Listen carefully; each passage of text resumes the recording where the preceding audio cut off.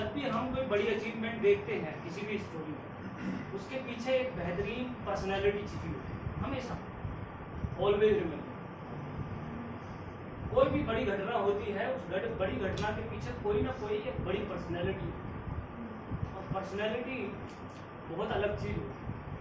Robert Clive एक सामान्य सा लोग था, और मैं रॉबर्ट क्लाइव के बारे में कुछ बता दूं, 4-5 बातें आपको इस कैंडिडेट के बारे में। इसकी डायरी थी, वो डायरी ऑटोबायोग्राफी बनी और उसे मैंने पढ़ लिया। और उसकी 4-5 बातें मैं आपको बता देता हूँ कि रॉबर्ट क्लाइव ने ये जब गवर्नर बनता है बंगाल का,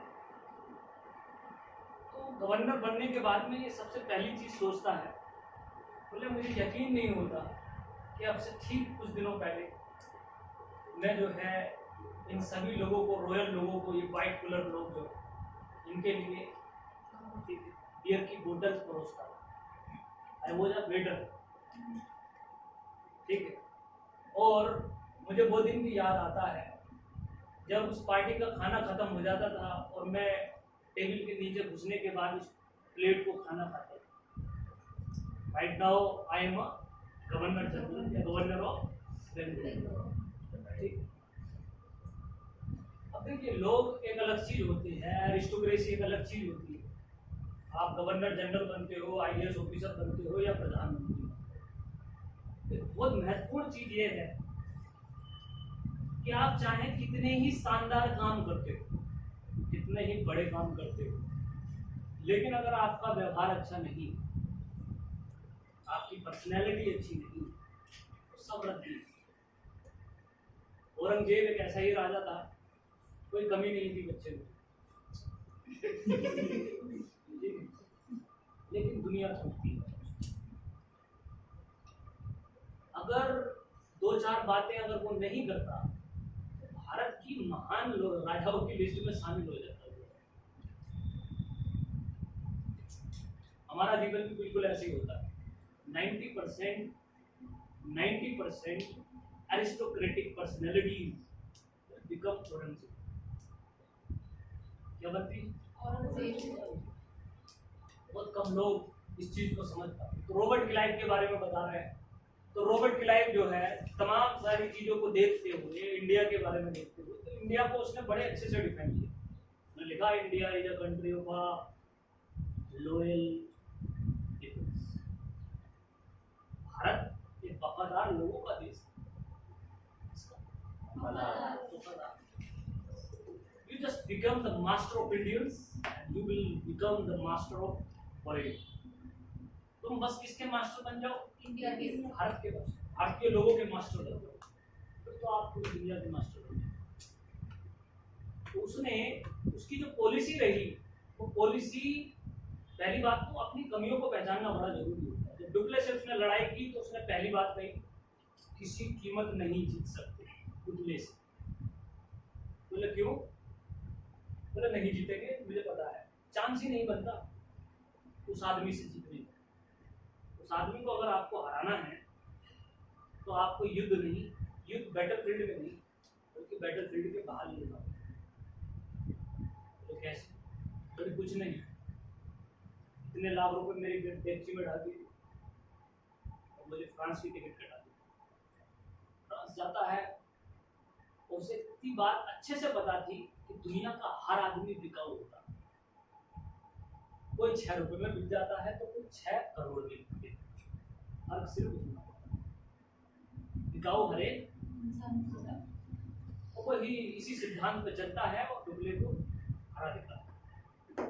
रॉबर्ट क्लाइव जब प्लासी में हराता है तब भी वो इसी सिद्धांत को लगाता है। बोले सिराजुद्दौला से कभी नहीं जीत सकता, चांस ही नहीं बनता।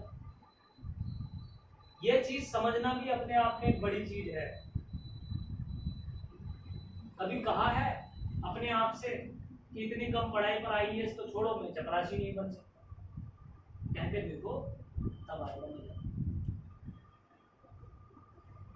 ये बहुत बड़ी क्वालिटी थी रॉबर्ट क्लाइव कि वो अपनी कमियों को बड़े आराम से अपने सामने रखता था और उसे पता होता था पहले ही कि अगर इधर इस वाले रास्ते पर जाया जाएगा तो कामयाबी मिलना तय नहीं है, इसलिए रास्ता बदल लो।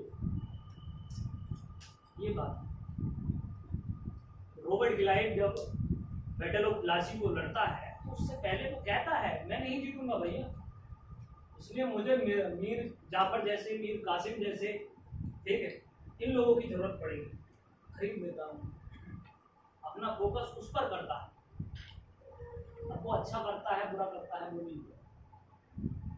और उसके बाद में जब उनसे कहता है कि भाई ये 50 आदमियों की ईस्ट इंडिया कंपनी देश के 50 लाख लोगों को कंट्रोल कर रही है,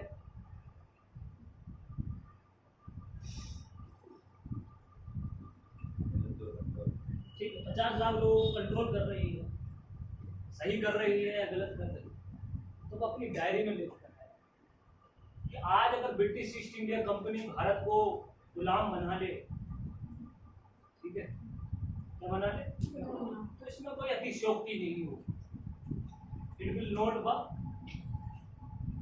B hyperbole of this thing.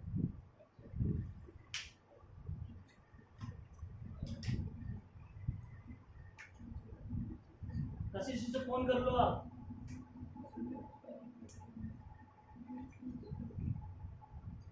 कशिश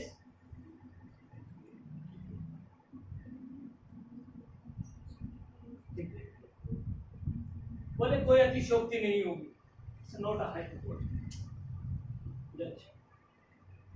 बोले क्योंकि हमने अपने दोस्तों को और दोस्तों की डेड बॉडीज को अपनी सरवाइव के लिए खाया, ठीक। जिस हिंदुस्तान के लोग समुद्र में पैर रखने से डरते हैं, उस समुद्र को लांग कर आए हैं। हम डिजर्व करते हैं we will master of the India. समझ ले, तो ये बहुत बड़ा सेक्शन होता है। आप सोच रहे हो यहाँ बैठकर कि यहाँ से ये घुमा देते हैं इंडिया, पुर्तगाल से यहाँ कालीकट आए और वहां से वहां, आसान नहीं है। एक नाव जो बिना मोटर की है, सिर्फ तिरपाल से चलती है, जो हवा के झोंके से जरा सा भी बहक जाए तो तुम्हारे बस में ना आने वाली, वो नहीं करता। इतने बड़े जहाज को कहाँ पर लगाओगे भाई साहब?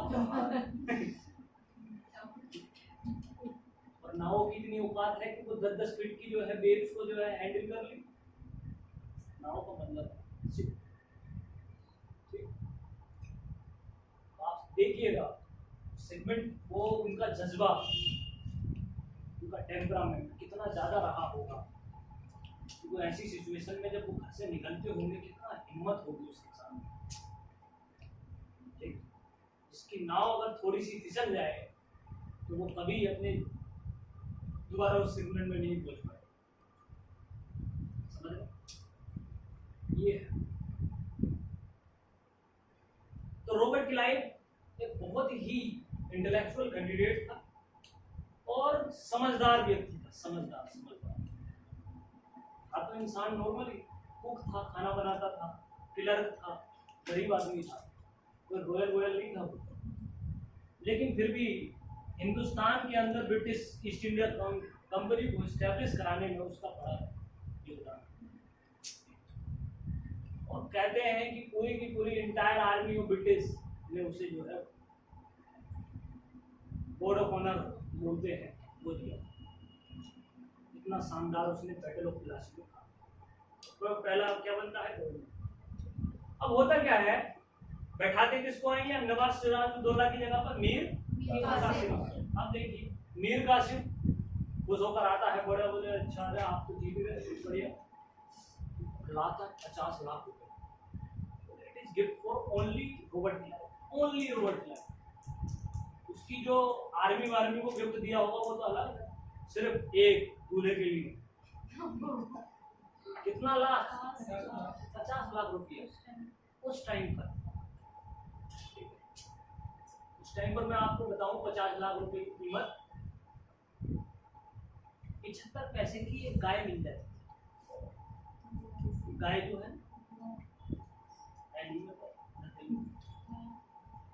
मिल जाती है 75 पैसे। बेहतरीन गाय 50 लाख की कितनी गाय समझ 50 लाख रुपए इसको मिलता है। अंग्रेज तो फिर होते हैं। अब ये मीर कासिम बन तो जाता है नवाब, लेकिन बनाया किसने? Robert Clive. तो ये अंग्रेज कुछ नहीं, और डेली चाइना सदन में पहुंच जाते हैं किसके घर पे? मीर कासिम मना भी नहीं कर सकते। बोले यार शादी तो हमने ही कराई थी,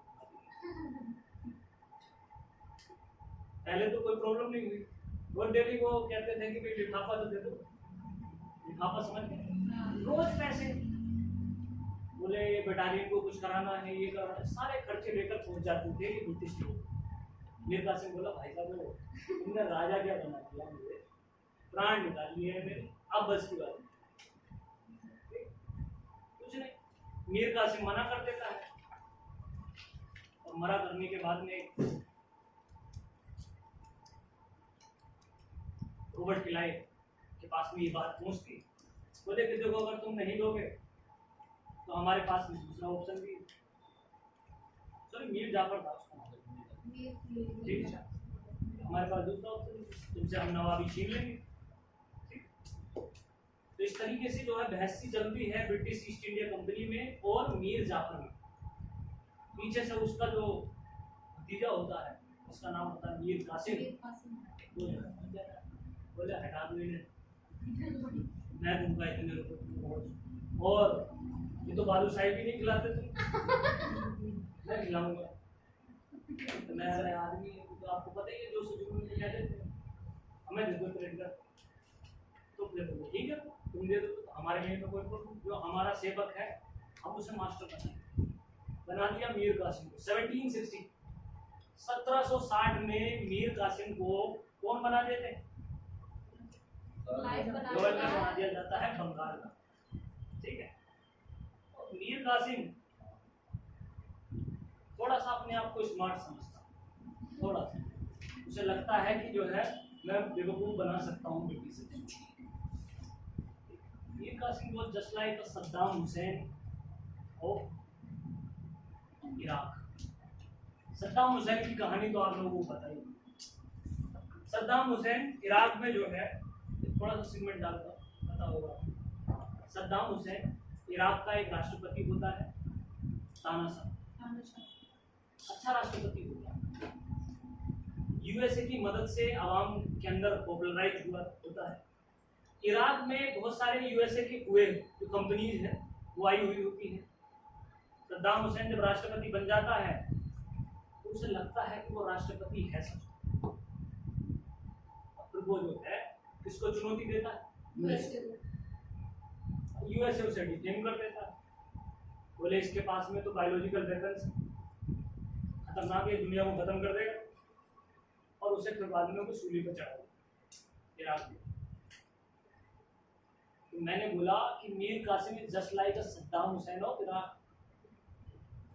तो ये क्या करता है, चुपचाप से अपनी कैपिटल चेंज करता है, राजधानी चोरी चोरी चुपके तो बदल लो राजधानी, इन अंग्रेजों से दूर चले गए, ठीक। और कैपिटल कहाँ पहुंचाएगा? मुर्शिदाबाद। तो ये भाई साहब मुर्शिदाबाद जो है पहुंचा देते हैं कैपिटल अपनी। अब अंग्रेज जो है वहां पहुंचते हैं ब्रिटिश इंडिया में, भैया नजर नहीं मिला रहे हो आजकल, कहाँ हो? समझ नहीं आ रहा, तो कहाँ पहुंच गए? मुर्शिदाबाद। बोले क्यों? बोले यहाँ का मौसम अच्छा नहीं लगता, मौसम और मिजाज दोनों बदल दिया जाएगा, ठिकाने में रहो। मीर जाफर की कहानी याद नहीं, तो सिराजुद्दौला की कहानी याद नहीं, बड़े साफ याद है, बिल्कुल याद। बोले बस थोड़े से दिन और मुर्शिदाबाद में अच्छा लग रहा है। बोले अगर जब मुर्शिदाबाद में तुमने कैपिटल की है तो अब आप तुम्हारे मुर्शिदाबाद में हमारा एम्बेसडर रहे, बोल रहे तुम्हारे महल में रहे और तुम्हारे बगल वाले कमरे में रहे, बात तय हो कि भाई एम्बेसडर कहाँ रहेगा। ठीक है, तो चलो मुंगेर एक जगह है, क्या है मुंगेर, अभी याद रखना, बिहार में पड़ेगी, बिहार है। चलो मुर्शिदाबाद में वो एम्बेसडर रख लिया। अब इन भाई साहब ने क्या काम किया, दूसरा काम स्टार्ट किया। किसने? मीर कासिम ने। बोले एक कैनन फैक्ट्री लगाई मुंगेर डिस्ट्रिक्ट। कैनन फैक्ट्री मतलब तोप खाने वाली, बारूद वाली। एम्बेसडर को पता चल गया ये बात, बोले कि भैया लगा रहे हैं। बोले क्या? बोले ये बारूद की फैक्ट्री लगा रहे हैं, तोप की फैक्ट्री लगा रहे हैं। अंग्रेज भागे चले आए उसके पास, क्या कर रहे हो?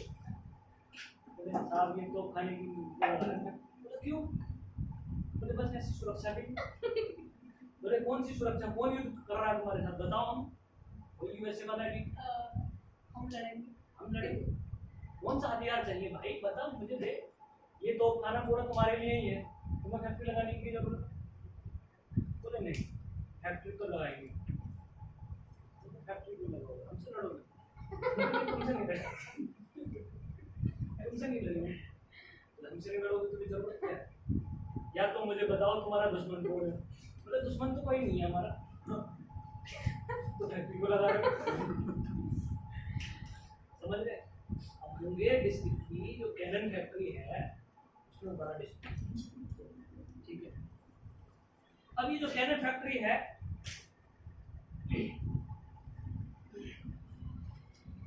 यहां से जो है प्रॉब्लम हो गई स्टार्ट।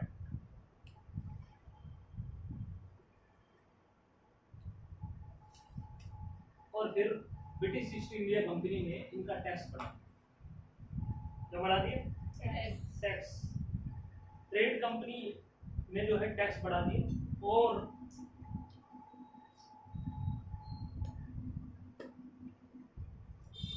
कलकत्ता काउंसिल ने टैक्स बढ़ा दिया। और फिर बाद में कलकत्ता काउंसिल ने कह दिया इसे हटाओ नवाबगिरी से। ठीक है, ये डावरमैन हमने बनाया था। ठीक है, आज हमारा हमको क्या दिख रहा है, आंखें दिखा रहा है। हमारा कुत्ता घुमाने ले जाता था, आज हमको आंखें दिखा रहा है। इसीलिए मीर कासिम ने क्या कर दिया, मीर कासिम को हटा दिया इन्होंने और बुलाया एक कैंडिडेट। जब जब संकट आता है एक ही कैंडिडेट याद आता है, क्या नाम है? Robert Clive. बोले ऐसा है, अब गवर्नर ववर्नर छोड़ो, तुम बनोगे बंगाल के नवाब। याद रखना, ये बड़ा ही इंपॉर्टेंट क्वेश्चन उठता है कि ऐसा कौन सा गवर्नर जनरल था जो नवाब भी रहा, तो वो कौन था? Robert Clive.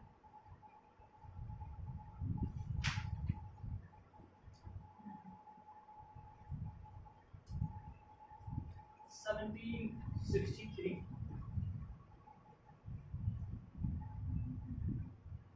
ठीक है, अभी जो मीर कासिम था ये बड़ा बेचैन आदमी था। इसने जो है चिट्ठी लिखी मुगल राजा, मुगल शासक। मुगल कौन था इस टाइम पर? राजा शाहजहां। भाई साहब आना जरा आइए, दोस्त थे एक साथ मुजरा देखते थे। और दूसरा एक कैंडिडेट और इन्होंने शामिल कर दिया अवध में। अवध का जो नवाब था वो था शुजाउद्दौला। तीन बेवकूफों की टोली उल्लू थी, तीनों के तीनों, और एक जगह बैठी और इन्हें ये लगने लगा कि ये जीत जाएंगे तीनों। बोले कि ऐसा है, बंगाल से मुझे बर्खास्त कर दिया है और ये अंग्रेज लोग कब्जा कर चुके हैं पूरी तरह से। अब हमें आपका क्या चाहिए? साथ। तीन कौन कौन बताए मैंने? Three idiots.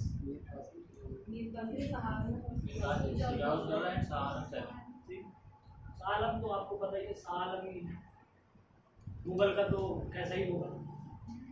और सुजाउद्दौला, इसे सिर्फ और सिर्फ मुजरा देखने का, सिर्फ उत्तर प्रदेश से।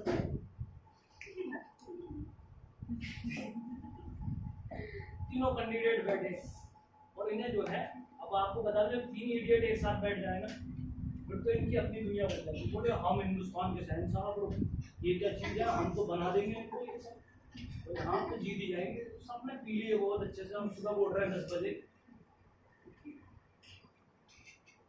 सुबह उठ रहे हैं। मीर कासिम और तीनों। और ब्रिटेन को खबर पहुंचती है, ब्रिटिश गवर्नमेंट को खबर कि भाई ये तीनों लोग लड़ाई करने की सोच रहे हैं, हम मानेंगे नहीं। रॉबर्ट क्लाइव बड़ा हंसता है, 3 इडियट्स। हाँ वो 3 इडियट्स, कोई बात नहीं, ये तो हमारा और एक्सपेंशन कर देंगे, करें ना करें। लड़ाई हुई बक्सर 1764, तो बैटल ऑफ बक्सर, बहुत ही शानदार लड़ाई। ये T20 वर्ल्ड कप था, वर्ल्ड कप तो जीत लिया 83 में, अब ये T20 जीतेंगे, इससे बड़ा नुकसान होगा। अब देखिए मैं बता देता हूँ, 1764 की जो बैटल है वो बड़ी बैटल है प्लासी से, बक्सर की लड़ाई। एक होता है रिलेवेंट, एक होता है इम्पोर्टेंट। क्या होता है? इम्पोर्टेंट। रिलेवेंट कहते हैं प्रासंगिकता। आज मैं अंतर बता रहा हूँ, फिर दोबारा बताऊंगा नहीं, हालांकि दोनों एक ही चीज है, लेकिन हमारी नजर में अंतर है। रेलेवेंस की हिंदी होती है प्रासंगिकता, और इम्पोर्टेंट की हिंदी होती है महत्वपूर्ण। क्या होती है? अब मैं एक लाइन बोल रहा हूं आपसे, ध्यान से सुनिएगा। The battle of Plassey was relevant battle, while the battle of Buxar is important. Plassey की बैटल कैसी है? रेलेवेंट, प्रासंगिकता रखती। नहीं होती तो अंग्रेज ही नहीं होते हिंदुस्तान, मगर उसने कुछ बड़ा चीज दी नहीं उनको। लेकिन बैटल ऑफ बक्सर 1764 बहुत इम्पोर्टेंट, इसने बहुत कुछ किया। सही मायने में इन्होंने इसी बैटल में पूरी तरह से कब्जा कर लिया है बैटल के बाद। कुछ नहीं, बैटल होती है, एक फिर से हारते हैं। हारने के बाद में 1765 में ट्रीटी होती, ट्रीटी ऑफ इलाहाबाद। इलाहाबाद की 1765 संगम के तट पर आओ, तीनों के तीनों, Ganga Yamuna Saraswati. Battle of sorry treaty of 1765। अभी ट्रीटी ऑफ इलाहाबाद बड़ी शानदार है। पहली बात तो इस ट्रीटी के बाद में governor of Bengal became Nawab of Bengal, मतलब रॉबर्ट क्लाइव क्या हो गए? नवाब बनने था। ठीक है, इसको बोलते हैं गवर्नर ऑफ फोर्ट विलियम।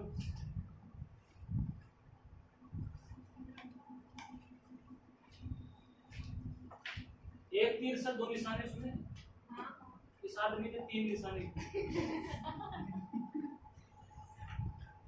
3 निशाना नंबर 1, शाह आलम हिंदुस्तान के गुलाम को अपन, हिंदुस्तान के राजा को अपना गुलाम बनाया। तो चाप मार के करो, अच्छा तुम लड़ोगे, जरूरी था एक। मुगल सेना को या मुगल सल्तनत को किसने गुलाम बनाया? Robert Clive. अब ये रॉबर्ट क्लाइव ने गुलाम बनाया, वहां तो जश्न बन गया ब्रिटेन में। बोले वो मुगल, उनको क्या बना दिया उसने? गुलाम। एक क्लर्क ने, हिंदुस्तान ने पूरे वर्ल्ड के सबसे बड़े साम्राज्य को या साम्राज्य के सम्राट को गुलाम बना दिया। बात है, कारनामे हो तो इतने ही बड़े होने चाहिए। दूसरा निशाना हुआ शुजा-उद-दौला, जो कि अवध के क्या हैं? नवाब है। इनको डिपेंडेंट बना दिया, बफर स्टेट। क्या बनाया? बफर स्टेट, मतलब अवध के सेक्शन को क्या बना दिया? बफर। अब मैं बताता हूँ क्यों। अब ध्यान से सुनिए, यही चीज होती है फायदा स्टोरी का। ये इधर इन रीजनल पावर्स के पापा जी बैठे हैं, क्या नाम है इनका? शिवाजी मराठास। ध्यान से, मराठास। इधर ये बंगाल चला दिया इन्होंने पूरा, और इधर ये अवध, और इधर ये पंजाब, दिल्ली सल्तनत, मतलब दिल्ली की मुगल सत्ता। अब ये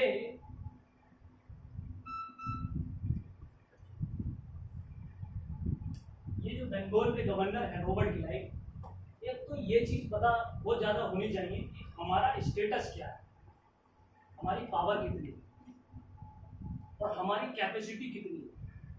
अगर कैपेसिटी नहीं पता होगी और फिर आप वो काम करने के लिए निकल गए तो मौत आपकी तय है। आप उठाते हो 10 किलो वजन और उठा लिया आपने 200 कुंटल, हड्डियां ही चूरा हो जाएंगी यार। समझ रहे हैं? That is the meaning of capacity. तो कोई तुम्हें चढ़ा दे, तुम तो 300 किलो उठा लोगे, ये है वो है, लुक एट यू मैन। ये इन लोगों से बचना ही तो सबसे बड़ी चीज है, सुपरफिशियल थिंकिंग। इसलिए कहा जाता है कि अगर ओरिजिनल लोग आपको जिंदगी में तुम्हारे मिल जाए, फिर ऊपर वाले से जो है ना सिजदा कर करके पर डे थैंक यू कहना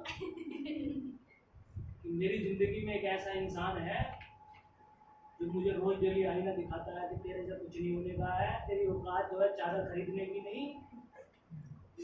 वही लोग आपके लिए जरूरी है।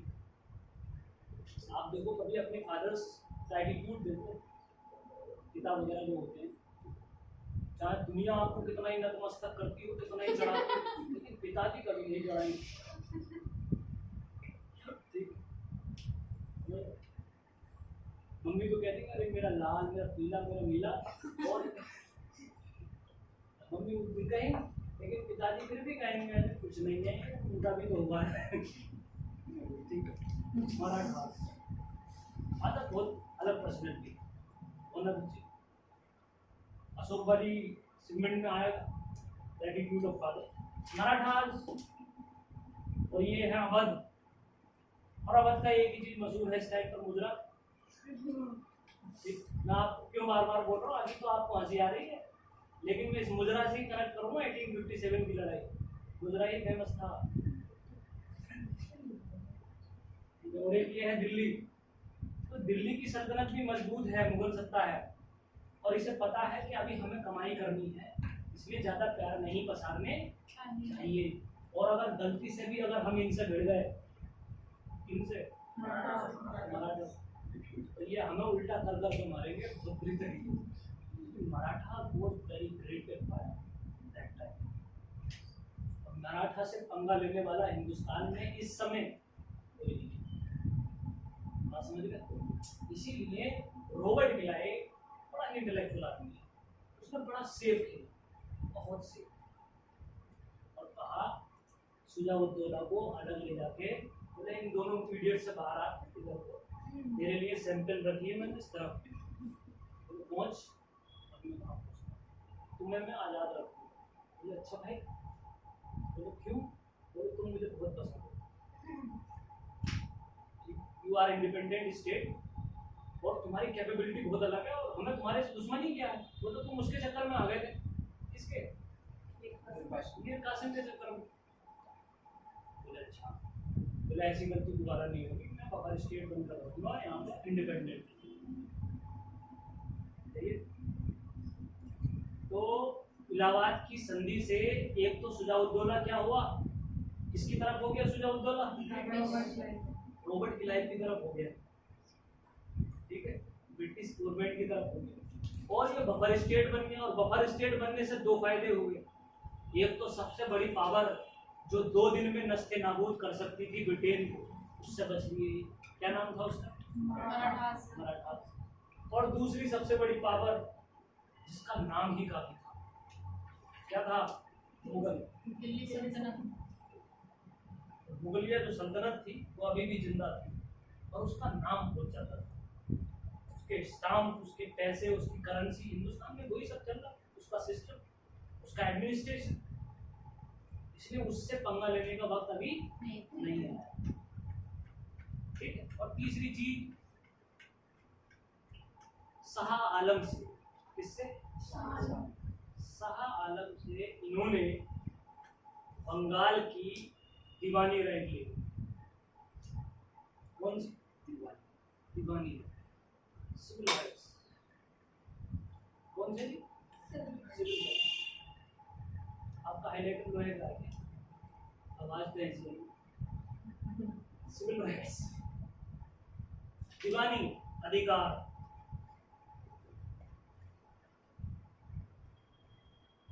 और फिर इसी को कहा गया द्वैत शासन, डुअल गोल्स। तो Bengal comes under the dual government, इसमें द्वैत शासन। डुअल मतलब दो शासन।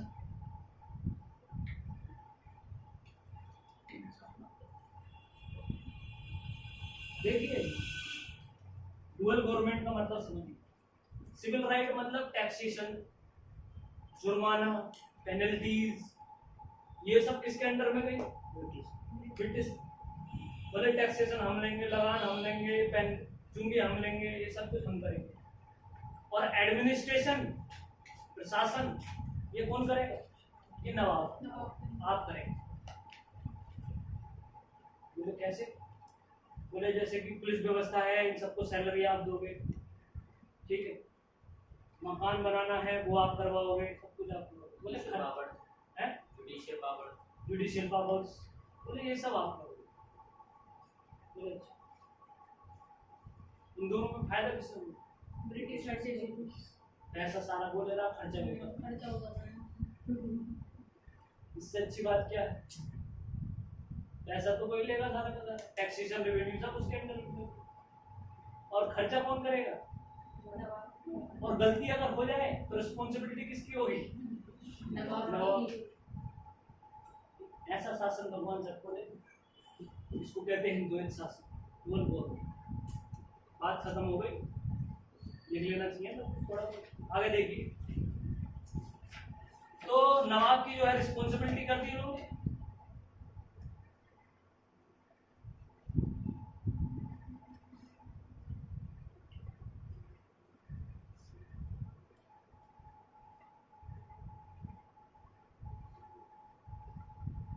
अब इसके बाद में कहा गया, इस लड़के को यहाँ खड़ा किया गया ब्रिटिश गवर्नमेंट की पार्लियामेंट। क्या नाम है उसका? Robert Clive. क्योंकि आपसे बड़े खुश हैं हम, बड़े इम्प्रेस हैं, आपने जो किया बड़ा शानदार किया। अब ये बताइए कि आप जो है यहाँ पर अपना जो रूल है एक्सटेंड कर सकते थे, लेकिन आपने नहीं। ठीक, तो उसका आंसर देता है रॉबर्ट क्लाइव कि भाई मैंने इसलिए नहीं किया क्योंकि इस टाइम पर जितने भी रीजनल पावर्स हैं वो हमारे खिलाफ एक यूनियन बना सकते हैं, जैसे मराठा और मुगल। तो ये जो है बड़ी शानदार चीज रॉबर्ट क्लाइव की रही, बहुत बड़ा शानदार एस्टेब्लिशमेंट रॉबर्ट क्लाइव का है। तो real founder of the British east India company Robert Clive, Delhi जगह हुआ। और उसके बाद में एक इम्पोर्टेंट कैंडिडेट आते हैं जिनका नाम है वॉरेन हेस्टिंग्स। बंगाल के गवर्नर हैं,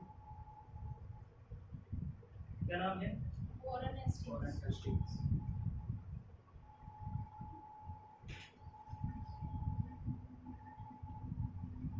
अब ये जो कॉमर्शियल ट्रेड कंपनी थी, अब इसके हाथ में पॉलिटी आ गई। क्या आ गई? Political power. तो मैंने अभी सिद्धांत बताया था पॉलिटी और इकोनॉमी का, क्या था वो? Polity is the guardian of economy. समझ में? अब ये धीरे धीरे बढ़ रही है। बंगाल की तरफ बढ़ने का रीजन आपको पता होना चाहिए। बंगाल एक रिच स्टेट था उस टाइम पर, सबसे ज्यादा एग्रीकल्चरली रिच। एग्रीकल्चरली रिच मतलब एक तो जो है ये गंगा ब्रह्मपुत्र वाले क्षेत्र में पड़ता है। तो तो बंगाल तक पहुंचना था इन्हें। बंगाल तक पहुंचने के बाद में इन्होंने जो जमींदारी सिस्टम यहाँ पर स्टार्ट किया था। कौन सा सिस्टम? जमींदारी सिस्टम।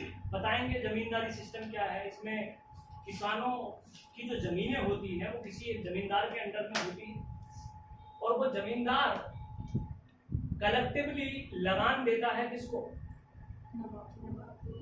British government. ठीक है, अगर जितना लगान डिस्कस किया या डिसाइड किया है उतना मिल गया तो ठीक, वरना उस पर नीलामी होगी। क्या होगी? नीलामी, या फिर उसे किसी और को दे दिया जाएगा। ये सिस्टम जो है किसका सिस्टम कहलाया? जमींदारी सिस्टम कहते हैं इसको। इसको सूर्यास्तीय सनसेट सिस्टम भी कहते हैं। याद रखो। वॉरेन हेस्टिंग्स सबसे इंपॉर्टेंट चीज, वॉरेन हेस्टिंग्स आप पहले समझते थे। अब देखिए, इतिहास को पढ़ने का सबसे आसान तरीका ये है कि हम किसी एक की उंगली पकड़े, किसी भी एक सेगमेंट की, और उसे एंड तक चला जाए, तो हमें जो कॉमन चीज मॉडर्न हिस्ट्री में मिलती है वो है गवर्नर जनरल। क्या है? तो गवर्नर जनरल कहाँ से स्टार्ट होते हैं और 1947 तक चलते हैं। तो इनके सहारे से मॉडर्न हिस्ट्री पढ़ना सबसे आसान होता है, सबसे आसान। फिर दूसरे पर्टिकुलर सेगमेंट में देखते हैं हम, जब इंडिया की बात करते हैं तो आप देखिए 1757 में बैटल ऑफ प्लासी से जो स्टार्ट होगी जर्नी ऑफ द ब्रिटेन या ब्रिटिश ईस्ट इंडिया कंपनी, 1757 से स्टार्ट होगी, और अगले 100 साल तक 1857 तक यहाँ पर रूल किसका रहेगा? कंपनी का।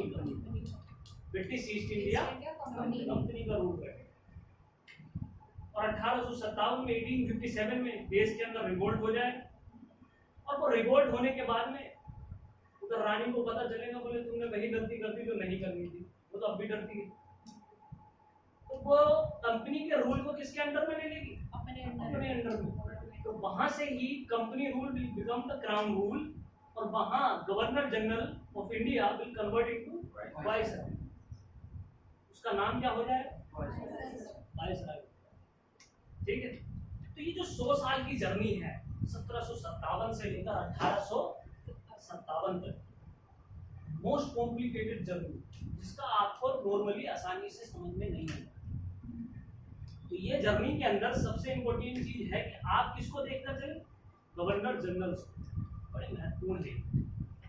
तो ये वॉरेन हेस्टिंग्स बंगाल का गवर्नर बनता है 1772। अब देखिए, मैं आपसे पूछता हूं, किसी भी देश के 3 पिलर होते हैं। क्या होते हैं?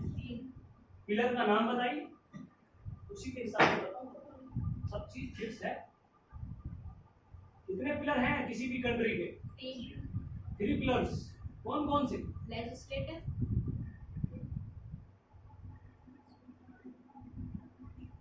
लेजिस्लेटिव मतलब विधायिका, एग्जीक्यूटिव, एग्जीक्यूटिव मतलब, और जुडिशियरी, तीसरा है जुडिशियरी।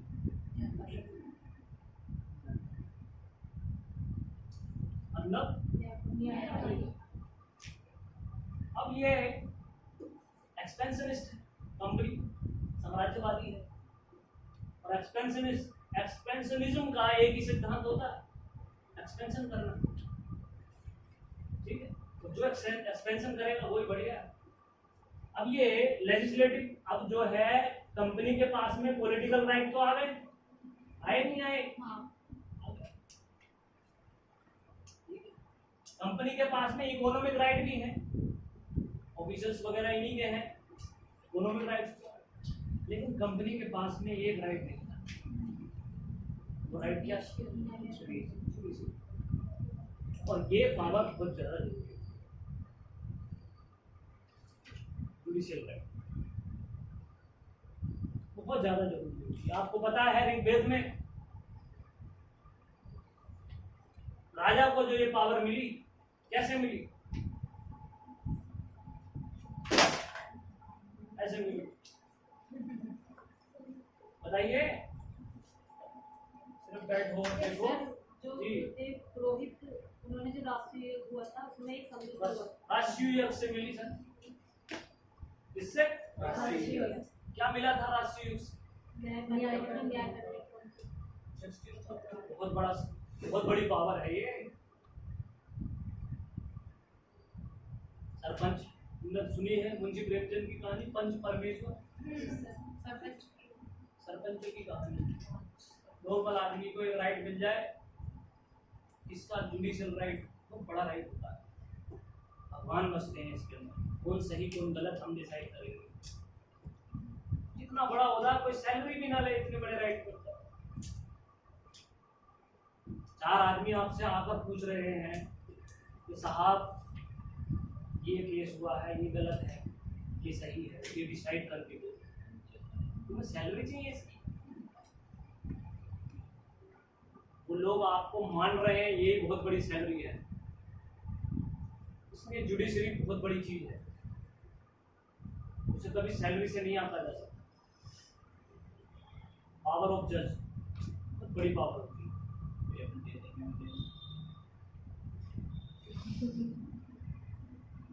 जरूरत नहीं होती, ओहदा बहुत बड़ा है, सैलरी से नहीं आता जा सकता।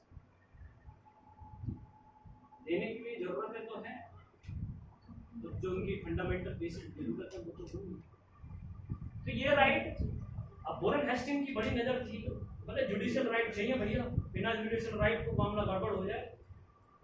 भारत में जो न्याय व्यवस्था थी तुम्हें पता ही है, 4 लोगों को खड़ा किया जाता था, बताओ भाई क्या किया जाए, बोले टांग दो, देश निकाला कर दो, घर निकाला कर दो।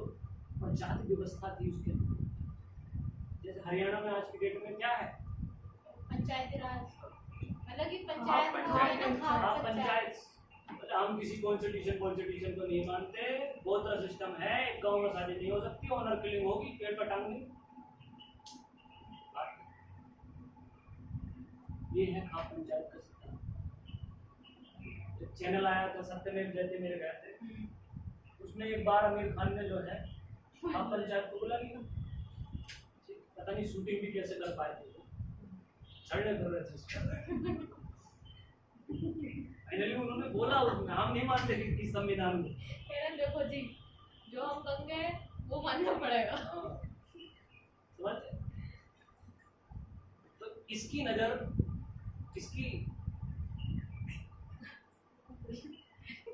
वॉरेन हेस्टिंग्स किस पर है? न्याय व्यवस्था पर है। न्याय व्यवस्था। जुडिशरी पर।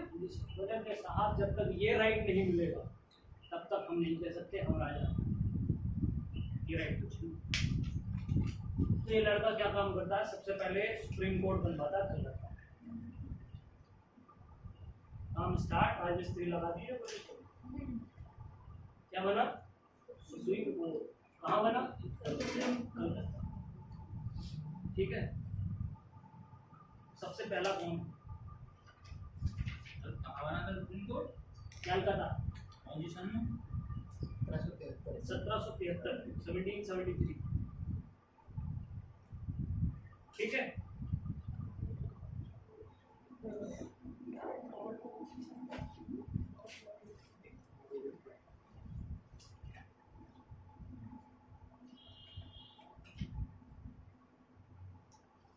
अब क्या हुआ, जब इनके हाथ में दीवानी गई, दीवानी का मतलब सिविल राइट्स गए, तो ये जो है रेवेन्यू नहीं पहुंचा पाया। कहाँ?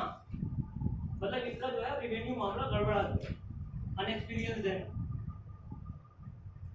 रेवेन्यू का मामला गड़बड़ा गया तो इन्होंने लोन लिया, किससे? ब्रिटिश गवर्नमेंट से। ब्रिटिश ईस्ट इंडिया कंपनी ने ब्रिटिश गवर्नमेंट से क्या लिया? लोन लिया 10 लाख पाउंड का।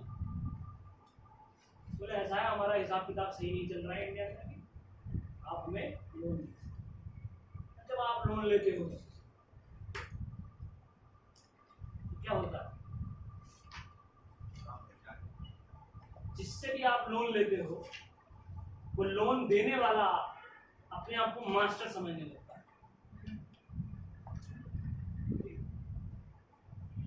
जो मैं गाड़ी पर बैठा के लेकर आता हूँ, आती हूँ, जो समोसे खिलाए थे मैंने, मुझे याद नहीं, मैंने कोल्ड ड्रिंक भी पिलाई थी। इस चीज का गुरूर होता है। देखा तेरे बस्ते में क्या है। तुमसे बिना पूछे तुम्हारा टिफिन खोल कर देख लेगा वो। बोले अच्छा ये लेकर आया दादा। क्यों? क्योंकि आपने उससे लोन लिया। कंपनी को, गवर्नमेंट को भी मजा आ गया। 10 लाख का फोन का जो है क्या दे दिया, लोन दे दिया। और लोन लेने के बाद में उन्होंने कहा तुम बताओ तो इंडिया में चल क्या रहा है। हमने सुना है तुमने बहुत सारा जो इंडिया का क्षेत्र जीत लिया है, तमाम पैर पसार लिए और टैक्सेशन तुम देते नहीं। दे दो, ठीक। क्या नाम है, रानी ने कहा ऐसा है, इन पर नजर रखो, सीसीटीवी कैमरे लगाओ। और वो सीसीटीवी कैमरे will become a charter and acts. क्या? कि आज के बाद में किस तरह रूल करना है वो हम बताएंगे। क्या रूल एंड रेगुलेशन रहेंगे हम बताएंगे। इसलिए पहला रूल और रेगुलेशन का एक्ट आया, रेगुलेटिंग एक्ट। क्या आया? 1773।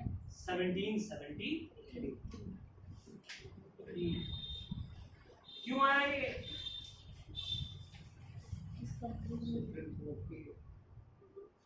लोन की वजह से।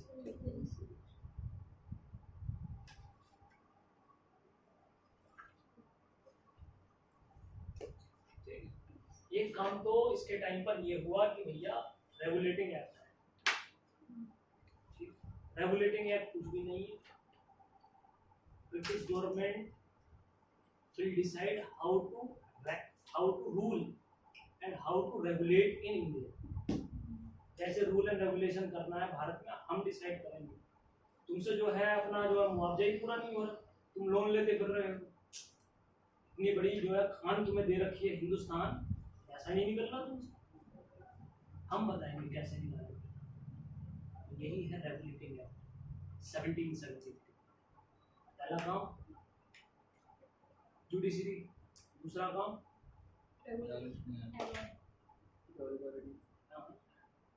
तीसरा काम जो आउटस्टैंडिंग काम है, इसे कहते हैं Asiatic society of Bengal. Bengal की एशियाटिक सोसाइटी। ओहो क्या काम है, सुनो इसका। ये काम एक ऐसा काम है जिसने हिंदुस्तान की तासीर बदली। तासीर समझ, taste, the taste of India, the best of India. Taste कैसे बदला, तासीर कैसे बदली? एशियाटिक सोसाइटी ऑफ इंडिया को बंगाल को जो है एस्टेब्लिश किया गया इंडिया के लिटरेचर को इंग्लिश में ट्रांसलेट करना, एजुकेशन लेवल को समझना। तो अगर आपको हिंदुस्तान को समझना है तो इसके इतिहास को समझो, इसके समाज को समझो, इसकी इकोनॉमी को समझो। तो जो है इन्होंने एक बैच लगाया UPSC, economy, polity, history, geography सब स्टार्ट कर। ऐसा कि सोसाइटी उपलब्ध, और इसी में बहुत ब्रूट मार मची कहानी बदल। कहते हैं कि एशियाटिक सोसाइटी ऑफ बंगाल के तहत जब इन्होंने चीज़ों को ट्रांसलेट करना शुरू किया और हिंदुस्तान को जानना शुरू किया, तो इनकी लौट गई। क्योंकि हिंदुस्तान बहुत अलग चीज़ है। यहाँ तो इतने बेहतरीन बेहतरीन सिद्धांत इन्हें मिले। बोले यहाँ तो आत्मा की बात चलती है। बोले आत्मा क्या होती है? बोले ये आत्मा कुछ इस तरह से बता रहे हैं कि हर एक व्यक्ति के अंदर पाई जाती है सोल। इंसान मर जाता है तो आत्मा निकल जाती है। ऐसा कॉन्सेप्ट इन्होंने पहले कभी पढ़ा ही नहीं। ये तो एटम को जानते थे। आत्मा का सिद्धांत या आत्मा का विज्ञान कहाँ शुरू हुआ है? इंडिया। सोच के देखो जरा, 1 मिनट के लिए आत्मा जैसे कंसेप्ट को डिलीट करते हैं, ठीक है? तो हम तो जानवर जैसे ही बिहेव करेंगे। और हमारे देश के अंदर, हमारी सोसाइटी के अंदर ये एक आम भाषा है, आत्मा। लेकिन उनके देश में क्या चलता था आत्मा की कोई सिद्धांत ही नहीं, जीव सिद्धांत, सर डिसेंटिंग वाला उसमें भी तो कोई बायोलॉजिकल है ये सब, बायोलॉजिकल है। स्पिरिट तो इविल्स है, इविल्स है। लेकिन सिद्धांत आत्मा का बहुत अलग है। हमारे देश में आत्मा का सिद्धांत होता है, और इन्होंने ऐसे ऐसे हीरे मिले इनको, शानदार कौटिल्य की किताब मिल गई, ऋग्वेद किताब मिल गई, सब पन्ने फाड़ गए। और इन्हें मिली ये किताब ऋषि प्राण, संस्कृत में श्लोक लिखा हुआ है, और उसमें लिखा हुआ था कि मनुष्य का जो शरीर है, इसका सबसे सूक्ष्मतम कण जो होता है वो अणु होता है। क्या होता है? अणु होता है। और उससे भी अगर कोई सूक्ष्म है तो वो परमाणु। ठीक है, परमाणु दो शब्दों से मिलकर बना है, परम प्लस अणु। जो अणु से भी परम हो वो क्या है? परमाणु। तो यार क्या लॉजिकल बात कर रहा है आदमी। बोले कब? एंशिएंट टाइम में, इंडो ग्रीक के टाइम पर आएगा ऋषि का नाम। और ये किताब किसने पढ़ी? इन लोगों ने संस्कृत और भारत की ब्राह्मी और पाली भाषा के जो सब्जेक्ट्स थे उनको ट्रांसलेट कर दिया। किसमें? इंग्लिश में। इंग्लिश में। और ट्रांसलेट करने के बाद में कुछ भी नहीं। अब इसकी यूटिलिटी इंडियंस को तो पता है नहीं, उसकी उपयोगिता इन्हें पता है। तो इन्होंने क्या काम किया कि जिससे कि क्रेडिट इन्हें ना जाए, इंडियंस को डिफेम करना शुरू किया। बोले तो सांप की बांसुरी रखते हैं भीम, और सांप के आगे नचाते हैं यूं करके, और सांप नचता है। इन मूर्खों को यही नहीं पता सांप बहरा होता है, जैसे सांप नचाते हैं। इस तरह से डिफेम करना। Indians India is a country of serpents, सपेरों का देश है। किसका देश? ऐसे डिफेम करना चाहिए। Asiatic society of Bengal India का सबसे बड़ा लॉस। और जो पूरा का पूरा डस्ट वर्ल्ड आज सुपर कंट्रीज बने बैठे हैं, ये किस बेसिस पर बैठे बैठे? On the basis of this literature. बड़ी कॉन्स्पिरेसी है, समझ में नहीं आई, आप समझ जाइए। इस एशियाटिक सोसाइटी ऑफ बंगाल ने हर चीज को ट्रांसलेट किया इंग्लिश में, और ट्रांसलेट करके चुरा चुरा कर लिए हर चीज को। आज की डेट में वही सारे का सारे सेगमेंट घूमकर आपके सामने पेश है। एशियाटिक सोसाइटी ऑफ तो एशियाटिक सोसाइटी ऑफ बंगाल से रिलेटेड जो क्वेश्चन अगर आपको पढ़ने हैं और याद करने हैं, तो मैं आपको बता देता हूं। भगवत गीता का पहली बार इंग्लिश में ट्रांसलेशन किसने किया? पहला क्वेश्चन। कुरान शरीफ का इंग्लिश में ट्रांसलेशन किसने किया? दूसरा क्वेश्चन। उपनिषद को इंग्लिश में ट्रांसलेट किसने किया? तीसरा क्वेश्चन। ठीक है। मनुस्मृति ट्रांसलेट किसने की? ये पूरी की पूरी जो इस तरह के क्वेश्चन है एशियाटिक सोसाइटी से जुड़े। ठीक है, समझ रहे? तो इसके टाइम पर जो प्रमुख बातें घटी हुई है, और इसके बाद में एक इम्पोर्टेंट कैंडिडेट आता है गवर्नर जनरल से, वो आता है कॉर्नवालिस। क्या नाम है? Cornwallis, Lord Cornwallis. ठीक है, जबरदस्त आदमी है। और लॉर्ड कॉर्नवालिस एक कमांडर था यूनाइटेड स्टेट ऑफ अमेरिका का, जो युद्ध था कहाँ? यूएसए का, वहां से लड़ा। बोले कि तुम्हारी जरूरत हो रही है, इंडिया जाओगे? बोले यार इंडिया जो है ना वो ईस्ट का कंट्री, बड़ा ही इंटीरियर कंट्री। लेकिन फिर वो कहा कि ठीक है मैं चला जाऊंगा, लेकिन मेरी कुछ क्या होंगी? शर्तें होंगी, कुछ कंडीशन होंगी। बोले क्या कंडीशन है? कि मुझे वीटो पावर दिया जाए। क्या कंडीशन पहली? Veto power. बोले मैं जाऊंगा, लेकिन मेरे पास में क्या होनी चाहिए? Veto power. क्या होती है वीटो पावर? एक अधिकार, जो मैं कहूँ वो हो, और जो मैं ना कहूँ वो ना। यही वीटो पावर। वीटो पावर को समझने के लिए 5 कैंडिडेट हैं तुम्हारे पास, ठीक है। 5 में से सबने राजी कर लिया मामला कि आज जो है अरहर की दाल बन गई। किसकी दाल? ठीक है। अब तुम्हारे पापा के पास में वीटो है, सब लोग डिसाइड कर चुके हैं अरहर की दाल तड़के वाली एकदम बेहतरीन बनेगी। पिताजी के पास में है वीटो, आप आते हैं दाल वाल मत बनाओ, खिचड़ी बनाओ। तुम 5 एक तरफ, तुम्हारे पापा इसे कहते हैं वीटो। और तुम्हारी कोई इच्छा नहीं हो रही है, पिताजी की इच्छा हो रही है अरहर की दाल बनाने, सिर्फ अकेले, ठीक है। तुम सबकी इच्छा है खिचड़ी बनाने की, ठीक। बताओ क्या बनेगा? यही है वीटो पावर। समझ गए वीटो पावर क्या है? ये इसे हिंदी में बोलते हैं एकाधिकार। क्या बोलते हैं? बोले कि मैं जाऊंगा India, doesn't matter, very inferior country, सवेरे रहते हैं वहां पर, लेकिन मेरी क्या होंगी? शर्तें होंगी, ठीक है। अब इसका जो प्रमुख काम हुआ वो काम हुआ इसको मैसूर को अपंग बनाना। मैसूर के लिए बुलाया गया था। मैसूर मतलब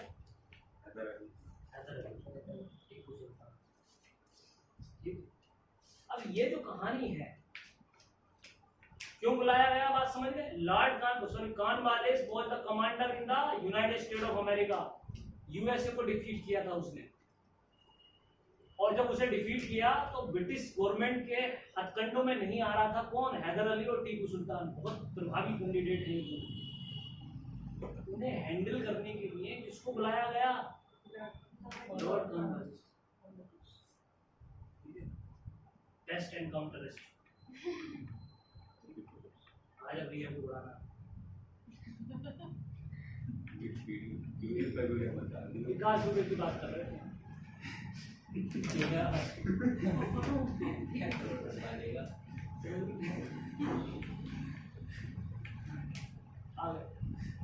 मैसूर को क्या बनाना है? ऑब्जेक्टिविटी याद रखना, ऑब्जेक्टिविटी। किसके लिए बुलाया गया है लड़के? मैसूर को क्या बनाना है? अपंग।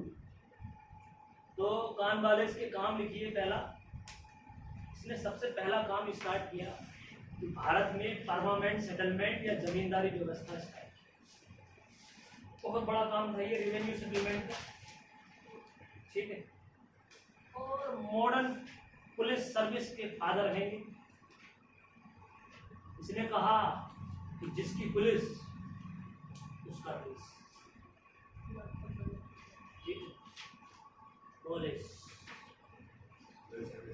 ठीक। इंडियन सिविल सर्विसेज के फादर हैं, सबके पापा बने इंडियन सिविल सर्विसेज के फादर।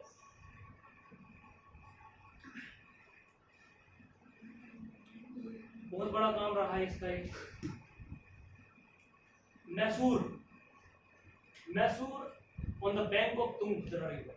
कौन सी नदी के किनारे? साउथ इंडिया में तुंगभद्रा नदी के किनारे है मैसूर। आज की डेट में इस स्टेट को कर्नाटक कहा जाता है, जिसकी राजधानी है बेंगलुरु। पहले क्या नाम था इसका? मैसूर। आज की डेट में मैसूर एक शहर भी है, आपको बता दें, ठीक है। और वहां की जो सबसे इंपॉर्टेंट बात है, एक तो फर्टाइल लैंड। क्या? Fertile land. कोस्टल स्टेट, कैसा क्षेत्र है? तटीय है, नेवी भी हो सकती है, बेहतरीन। फर्टाइल लैंड है, तुंगभद्रा रिवर है यहाँ पर बेसिन। और तीसरी सबसे बेहतरीन चीज, कर्नाटक के जंगल चंदन। क्या है? और ऊपर वाले ने एक गिफ्ट और दिया है कर्नाटक, KGF,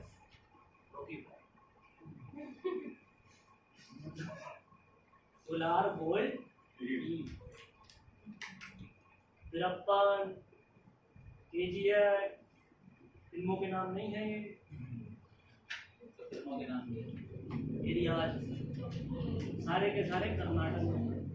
बहुत रिच स्टेट है, बहुत। याद रखिएगा, कर्नाटक को हल्के में मत लेना। Karnataka is the cave of Ali Baba. और यहाँ पर राजा जो थे उनकी डायनेस्टी का नाम था बाड़ियार डायनेस्टी। कौन सी डायनेस्टी? और बाड़ियार डायनेस्टी के सेनापति का नाम था हैदर अली। क्या नाम था? हैदर अली। 18th century Haidar Ali. राजा बहुत बेवकूफ इंसान था। हैदर अली से पहले वाला बाड़ियार वाला कहते हैं कि 15 घंटे सिर्फ डांस ही करता था। 3 आवर्स आपको मिल सकता है फैक्ट शायद। 15 घंटे डांस, मुझे डांस करने का शौक था। यहाँ पर बहुत सारे बच्चों को होगा, अच्छी बात है। लेकिन 15 घंटे तो 15 घंटे जो है ये डांस किया करते थे। और कथक टाइप का ऐसा ही हरकत जो है इन्होंने वाजिद अली शाह ने की थी। अभी आगे आएंगे अवध में नवाब वाजिद अली शाह ने भी बड़ा शौक रहा डांस। और उसके बाद तो गवर्नमेंट को पता चल गया ब्रिटिश गवर्नमेंट को ये डांस करना। भैया ऐसे फैक्ट कहाँ से इकट्ठे करते हो? गवर्नमेंट को क्या पता चल गया कि भैया ये डांस करना। अब नाच तो है, आदमी को धड़ा सा निकालो गिर जाए। ब्रिटिश गवर्नमेंट को पता चला कि राजा डांस कर रहा है साहब, आ जाओ। जहाँ जहाँ नाच होगा वहाँ वहाँ कौन पहुँचेंगे? ब्रिटिश। अभी वाजिद अली साहब ही कहाँ पहुँचेंगे? ठीक है, तो दारू पी के सिर्फ डांस ही देखते हो, और कोई काम नहीं। नवाब वाजिद अली साहब अवध के ये कैंडिडेट आया और इसके जिंदगी में क्राइसिस आ गया।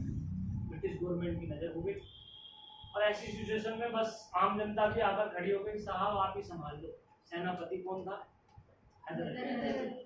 बहुत शानदार सेनापति, राजा से भी ज़्यादा महत्वपूर्ण था। फिर जो सैनिक वैनिक थे सब लोगों ने कह दिया एक आम चुनाव के माध्यम से कि बस हैदर अली ही कौन होंगे हमारे राजा हो। इस तरह से एंट्री हुई हैदर अली। ये जो एंट्री हुई है हैदर अली की, ये हिंदुस्तान के इतिहास के सबसे महान राजाओं में शामिल हैं दोनों, पिताजी हैदर अली और बेटा सुल्तान। ठीक, पिताजी शेर हैं और बेटा इनका सवा शेर। तो पहले तो मैं आपको हैदर अली के बारे में बता दूं कि हैदर अली बहुत ज्यादा योग्य कैंडिडेट, ठीक है, और वो चुनौती देता है ब्रिटिश गवर्नमेंट। किसको?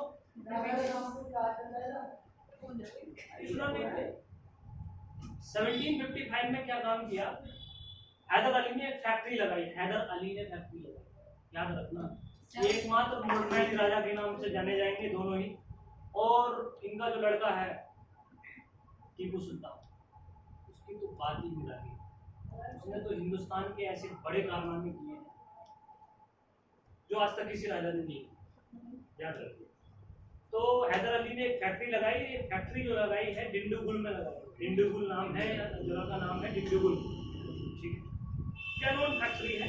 कैनोन मतलब बारूद, ठीक, असला, ये सब। तो जब भी कोई कैनोन फैक्ट्री लगाता है ब्रिटिश गवर्नमेंट को डर लगता है। कार लेकर पहुंच गए ब्रिटिश गवर्नमेंट, बोले क्या बात है? बोले कोई, बोले फैक्ट्री लगा रहा है हमारे क्षेत्र, कुछ भी लगा। बोले मत लगाओ, हमसे खरीद लो। बोले ऐसे कैसे खरीद लो, हम अपना माल चाहते हैं। तो यहाँ पर मामला बिगड़ गया। Haidar Ali, Haidar Ali was the first secular king of India, याद रखिए। हैदर अली ही सबसे पहला सेकुलर किंग जाना जाता है भारत का।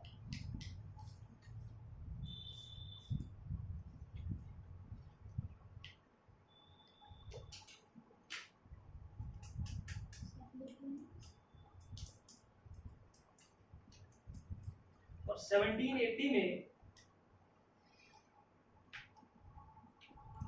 1780 में क्या हुआ?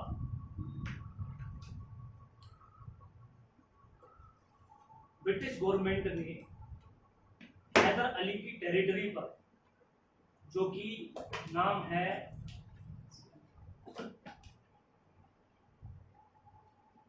मोहे, क्या नाम है? माही जो पहले ब्रिटिश किसकी थी, फ्रांस की थी, लेकिन अमेरिकन वॉर के टाइम पर फ्रांस ने किसे दे दी थी, सॉरी हैदर अली के अंडर, और हैदर अली की ये टेरिटरी थी, और माहे पर किसका कब्जा हो गया, इंग्लैंड की, और बिना पूछे, क्या बिना पूछे। तो सेकेंड एंग्लो वॉर जो है, एंग्लो मैसूर वॉर होता है, आपको याद रखना 1782, ठीक है, जिसमें हैदर अली की मौत हो जाती है, ठीक है, इसी पर्टिकुलर फोर्ट के चक्कर में माही, ठीक है, ब्रिटिश गवर्नमेंट बोले कोई बात नहीं, मर गया तो कोई प्रॉब्लम नहीं है, क्यों नहीं है, लड़का भी तो है, तो जब एंट्री जो होगी वो और बेहतरीन सुल्तान होगी। की होगी। टीपू सुल्तान 1782 में मैसूर का राजा बनता है, हैदर अली उसकी बेटे की जगह पर। और टीपू सुल्तान के बारे में मेरी बात सुनो पांच। टीपू सुल्तान जो कि नेपोलियन के कॉन्टेम्पररी था, और फ्रांस में एक क्लब था जैकोबिन क्लब, क्या जैकोबिन क्लब जो है, ये फ्रांस में वो क्लब है जो बहुत ही लिबरेशन सोच रखता है, मॉडर्न सोच रखता है। वहां पर लोग बैठते हैं, डिस्कशन करते हैं, और उसकी क्लब की मेंबरशिप होती है। नेपोलियन के पास थी, और हमारे देश में सिर्फ एक राजा के पास, क्या नाम था, टीपू सुल्तान के पास। टीपू सुल्तान, जिसने हिंदुस्तान के अंदर पहली बार लिबर्टी का पौधा लगाया, प्लांट ऑफ लिबर्टी, आजादी का पौधा, ठीक है, क्यों लगाया, क्योंकि वो मेंबर था, मॉडर्न सोच का व्यक्ति था, और बहुत ही एडवांस टेक्नोलॉजी, कहते हैं पूरे वर्ल्ड में सबसे पहली मिसाइल इसी ने बनाई थी, क्या, फर्स्ट मिसाइल। ये चीज बहुत इंपॉर्टेंट है, इंडिया में पहली मिसाइल बनी है, और उसका जो इन्वेंटर है वो कौन है, टीपू सुल्तान।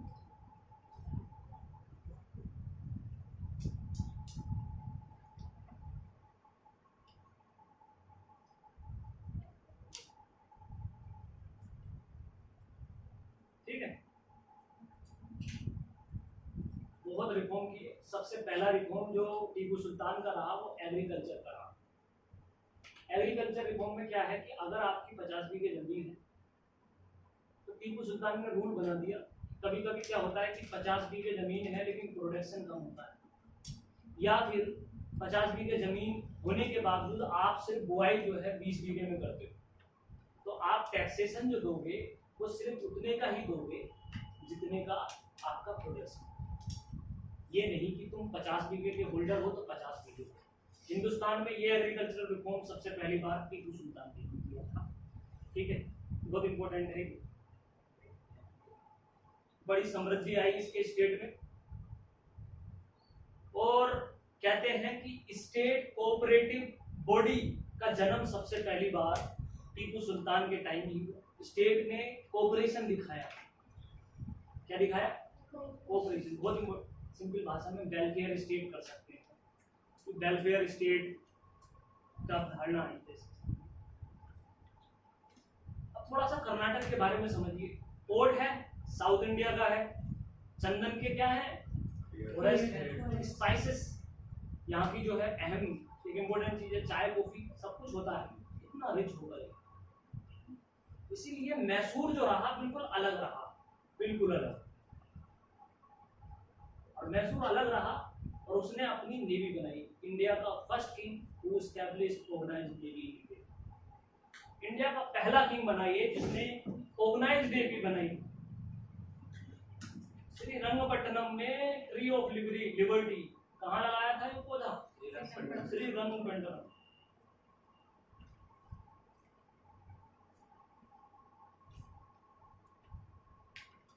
और बहुत सेकुलर था। एक बात बताते हैं इसके इंसिडेंट, मराठों से जो है भिड़ंत हुई थी इसकी एक बार, और उसमें टेम्पल टूट गया था। क्या टेम्पल, वो टेम्पल एक बार यूपीपीसीएस में पूछा गया है। इस तरह के वाहियात गहरे क्वेश्चन उसी में मिलते हैं, ठीक है। तो वो टेम्पल उसने दोबारा कंस्ट्रक्ट कराया था श्रीरंगपट्टनम। ठीक है, टेम्पल का नाम पूछते हैं। नहीं जगह।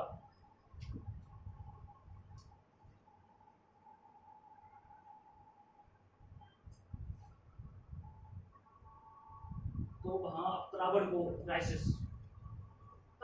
क्राइसिस के नाम से मॉडर्न हिस्ट्री में एक सेक्शन आता है जिसमें टीपू सुल्तान और कौन, ब्रिटिश गवर्नमेंट और डच ईस्ट इंडिया कंपनी। अभी आपको बताया मैंने कि डचों के अंडर में क्या था, त्रावणकोर था। ठीक है, तो त्रावणकोर क्या होता है,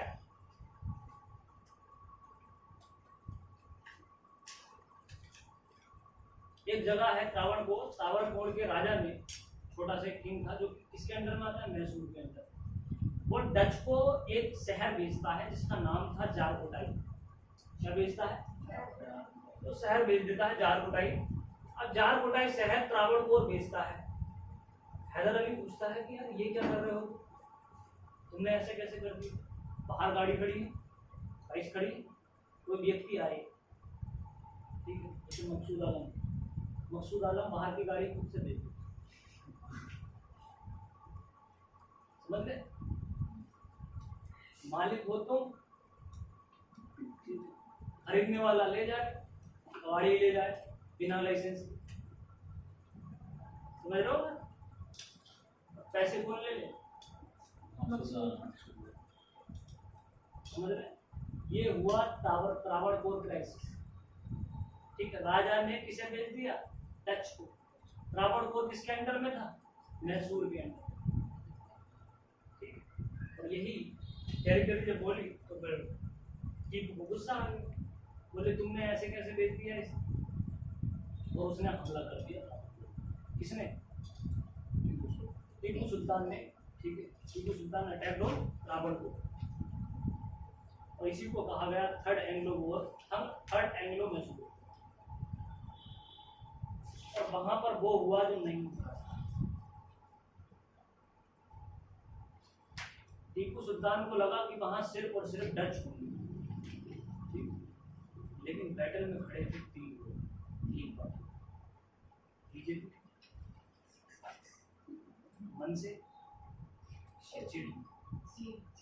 सीधे एनडीए अलायंस।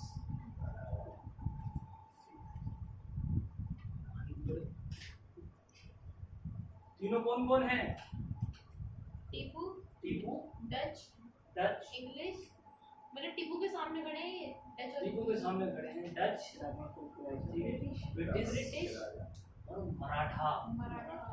और मराठा के साथ में टीपू की क्या हुई थी, डील हुई थी कि भाई हम तुम्हारे मामले में नहीं और तुम हमारे मामले में। डील को तोड़कर मराठा किसके साथ खड़े हो, ध्यान से सुनना, इस बात को बहुत इंपॉर्टेंट है। रीजनल पावर्स को लड़ाने और भिड़ाने का क्रेडिट अगर जाता है तो ब्रिटिश गवर्नमेंट, मराठा, ठीक, कानवालिस, मराठा, और एक और पावर खड़ी थी, निजाम, हैदराबाद। मुझे भिगो के मारे, किसको, टीपू मारना, खुद बना देंगे, ऐसी बातें कर रहे। टीपू बड़ा सरप्राइज हो गया, टीपू सरप्राइज, बोला यार ये कैसे हो गया, मराठा वालों से तो हमने डील की थी, और ये हैदराबाद वाले तो ये हमेशा कान खाते रहते, ठीक, इनसे तो कोई प्रॉब्लम ही नहीं थी, यार ये बहुत खतरनाक मामला हो। फिर टीपू ने वही सिचुएशन दिखाई, टैलेंटेड, एलिजिबल बट इम्पेशेंट, गुस्सा आ गया। और जिस भी व्यक्ति को गुस्सा इतिहास में आया है वो मारा गया, क्या किया गया, मारा गया। तो टीपू सुल्तान भी ठीक। उसके बाद में टीपू से छीन लिया और सब कुछ, त्रावणकोर वगैरह, और मारा नहीं उसे, ठीक है, वहां पर मारा नहीं। टीपू सुल्तान ने वापस गया अपने मैसूर में, और वहां पर एक नया गवर्नर आया जिसका नाम था वेलेज़ली। क्या नाम था, लॉर्ड वेलेज़ली। लॉर्ड वेलेज़ली के टाइम पर उसके सामने एक ऑफर दिया जिसका नाम था, लॉर्ड वेलेज़ली किसमें जाना चाहता है, सब्सिडरी अलायंस सहायक संधि संधि, इसने वो भर दिया टीपू सुल्तान को। ठीक है भैया, फिर तो तुम गए हो, अलायंस करोगे। सब्सिडरी अलायंस क्या होता है? सब्सिडरी अलायंस सहायक संधि।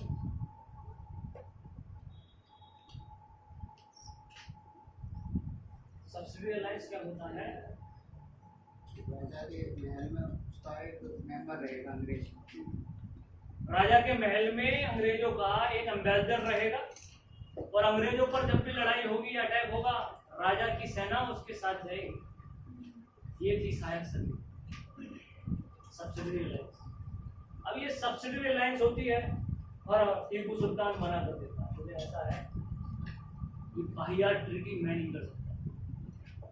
क्या नाम है इसका? Subsidiary alliance. कहता कोई बात नहीं, तुम मरोगे। जब मौत किसी की आती तो पहले विवेक मर जाता, अब किसका विवेक मर गया? Fourth Anglo war. कौन सा? Fourth Anglo Mysore war 1798। कौन? ठीक, बाद में 1798 लेके जाओ। बाद में 1798।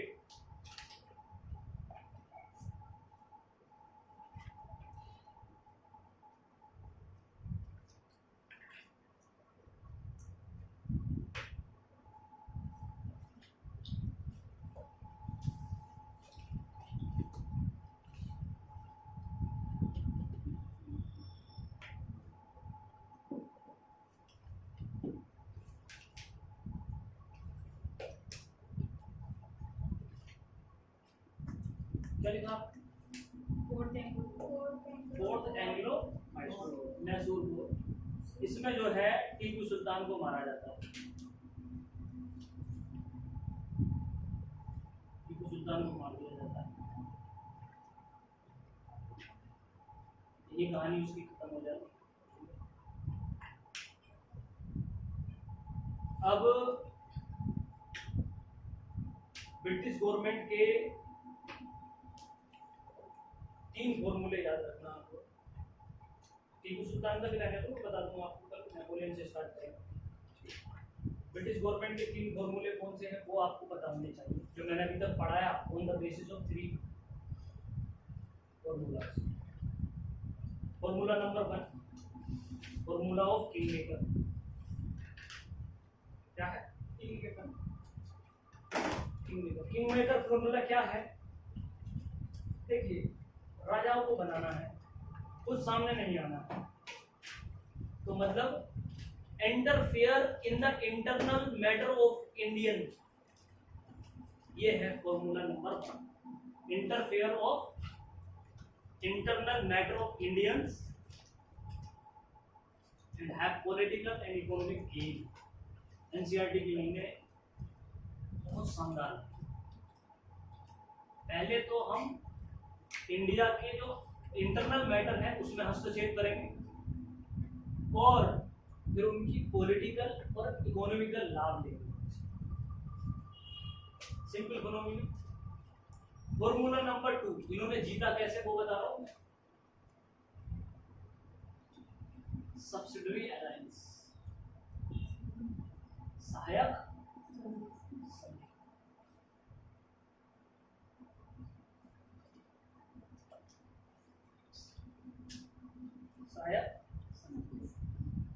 तो आगे तीसरा formula, doctrine of lapse. Hindi में क्या बोलते हैं? डायरेक्ट। देखिए पहले इतना सिंपल खेले, पहले तो किंग मेकर बने, इंटरफेयर किया इंटरनल मैटर में, तो ऐसा है, ये है, वो है, चढ़ा दिया उसको, सिंपल बिल्कुल सेफ खेले। फिर थोड़ी आंखें दिखाई, कहाँ पर? सहायक संधि। और तीसरे में तो फिर बैठे नहीं। कल झांसी की रानी से स्टार्ट करते हैं 1857 की क्रांति से, और थोड़ा बहुत नेपोलियन के बारे में बताएं। कल आप किसकी क्लास में